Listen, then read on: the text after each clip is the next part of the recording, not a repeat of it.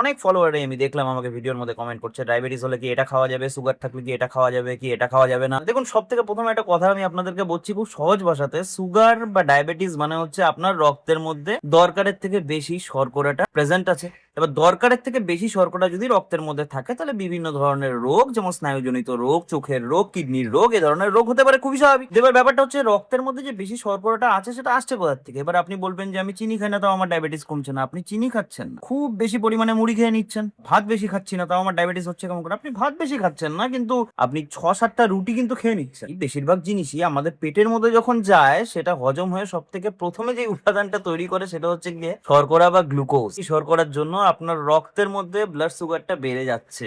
সুতরাং diabetes control করার মানে এটা একদমই নয় যে আপনি কোনো খাবারকে একদমই বাদ দিয়ে দেবেন। ডাক্তারের পরামর্শ নিন, আপনার সুগার অনুসারে আপনার খাবারগুলোকে রেগুলেট করুন। রেগুলেট মানে কন্ট্রোল করুন। এই জন্যই ডায়াবেটিসে দেখবেন সমস্ত ডাক্তাররা বলে থাকে যে ডায়েট কন্ট্রোল করো। কন্ট্রোল মানে পুরোপুরি বাদ করে দেওয়া না। আপনার যে থালাটা থাকবে তার মধ্যে যে খাবারটা নেবেন সেটা অল্প পরিমাণে নিন, বেশি পরিমাণে না। কোনো কিছুই বেশি পরিমাণে নিলে পরে কিন্তু সেটা হজম হয়ে রক্তের মধ্যে বেশি পরিমাণে গ্লুকোজ বানাবে। অল্প অল্প পরিমাণে প্রত্যেকটা খাবার কি নিন, তার মধ্যে সবজি বা ফাইবার জাতীয় জিনিস দিয়ে দিন। কারণ কি হয়, যখন আমরা কোনো খাবারের সাথে সবজি জাতীয় জিনিস মিক্স করে খাচ্ছি তখন আমাদের সেই খাবারের যে যত তাড়াতাড়ি ডাইজেস্ট হয়ে যাচ্ছে সেটা একটু স্লো ডাউন, ধীরে যদি হজম হয় তাহলে রক্তের মধ্যেও ধীরে ধীরে শর্করাটা বাড়বে। ওবে হুট করে শর্করাটা বেড়ে যাবে না। রুটির মধ্যেও শর্করা থাকে, চিনির মধ্যেও শর্করা থাকে। জিনিসকেই যদি আপনি খেয়ে নিয়ে ব্লাড টেস্ট করেন, আপনি একটা জিনিস ইন্টারেস্টিং নোটিস করবেন, মিষ্টি খাওয়ার সাথে সাথে খুব তাড়াতাড়ি বেড়ে যাবে, কারণ ওটার মধ্যে হজম করার বিশেষ কিছু নেই। কিন্তু যদি আপনি সবজি বা রুটি খান দেখবেন সেই জিনিসটা হজম হতে একটু টাইম লাগে, মানে শর্করার মাত্রাটা বাড়বে কিন্তু ঠিক যদি আপনি 1 ঘন্টা পরে টেস্ট করেন সেই হারে বাড়বে না যেই হারে মিষ্টিটা খেলে। আশা করি বুঝাতে পারলাম। ভিডিওটি ভালো লাগলে পরে নিজেদের বন্ধুদের মধ্যে শেয়ার করুন,